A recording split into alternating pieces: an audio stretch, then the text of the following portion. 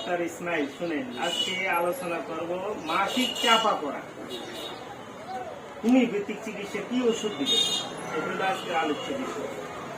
মাসিক চাপা পড়া, মাসিক যা শুরু হয় নাই, তার বয়স 15-16 বছর হয়ে গেছে, মাসিক হচ্ছে না, এটা হয়তো কোনো কারণে চাপা পড়ে আছে, তার শরীরের কোনো সমস্যা অথবা কোনো রোগের কারণে, এটার একটা চিকিৎসা করতে হবে।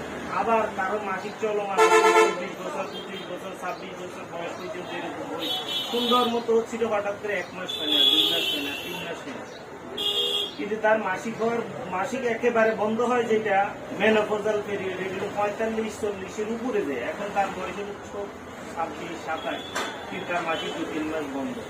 এই দুই প্রকারের বন্ধ থাকাটাকে বলে মাসিক চাপা পড়া। এই চাপা পড়ার ওষুধ আমরা হোমিওপ্যাথিতে কি দেব সেটা আপনাকে এখন দেখাবো। চলেন আমরা রেপার্টরিতে দেখি।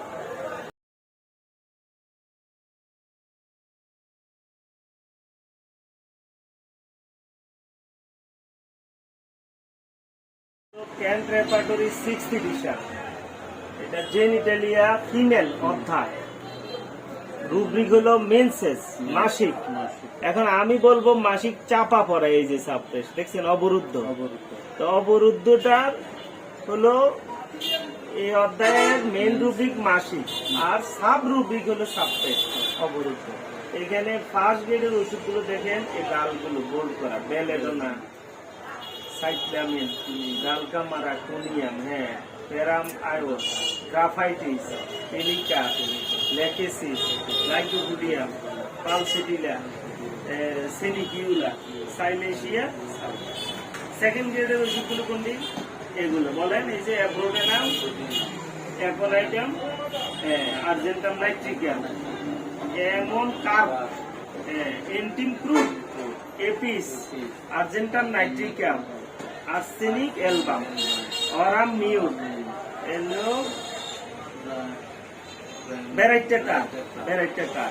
তারপরে এটা দেখেন ব্রুমিয়াম, ডায়োনিয়া, ক্যালকেরিয়া কার্ব, কার্বো এনিমেলিস, কার্বোসাল, causticum, chamomilla, sanicula, cimicifuga, cocculus, তারপরে কলোসিন, ক্রোকাস, কুপ্রাম, ডিজিটেলিস, ফেরাম আম, তারপরে হেলিবোরাস, আইসিএমাস, কেলি আয়ো, কেলিনাইট, কেলিসাল, তারপরে কলমিয়া লেটিকুলিয়া, ম্যাগনিয়ন, ম্যাকটামিয়ন, নাইট্রিগেসি, নাক্স ভূমিকা, তারপরে রডোডেনড্রন, ফসফরাস, রাস্টক্স, স্যাপাডিকা, স্টেফি, স্ট্রেমোনিয়াম, এরপর বিরেট্রাম, জিঙ্ক মেটালিকা। এখন থার্ড গ্রেডের আরো কিছু ওষুধ আছে, এসে কালো সাধারণ বর্ণে লেখা।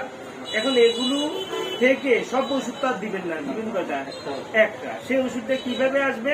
টেস্টিং করবে, রোগীর সব বিস্তারিত নিবেন, রোগীর পরিচিতি, তার শরীর, ঘুম, ঘাম, সাধারণ লক্ষণ, মানসিক লক্ষণ, তার বৈবাহিক অবস্থা, তার পারিবারিক ইতিহাস, তার রোগের কোনো চিকিৎসা হয়েছিল, সবগুলো টেস্টিং করে মায়াজম, গঠন সব নেওয়ার পরে আসবে রেপার্টরাইজেশন করবে। রেপার্টরাইজেশন করে একটা ওষুধে আসবে। সেই ওষুধটা তাও দিতে হবে সূক্ষ্ম মাত্রা এবং পটেন্টাইজ, শক্তিকৃত অবস্থায় সূক্ষ্ম মাত্রায় দিতে হবে একটা ওষুধ। একটা ওষুধ দিলে দেখবে যে তার মাসিক শুরু হয়ে গেছে। যদি প্রপার সিলেকশন হয়, মাসিক শুরু হবে, হয়তো অল্প হবে, তখন ওষুধ দ্বিতীয় ওষুধে আসতে পারে, লক্ষণ পরিবর্তন হতে পারে, কারো ক্ষেত্রে আবার তৃতীয়বারও আসা লাগতে পারে। তবে এই ওষুধগুলো থেকেই একটা ওষুধ আছে। তাহলে পারবেন না এবার রেপার্টরি ব্যবহার করে চিকিৎসা করতে? ধন্যবাদ আপনাকে।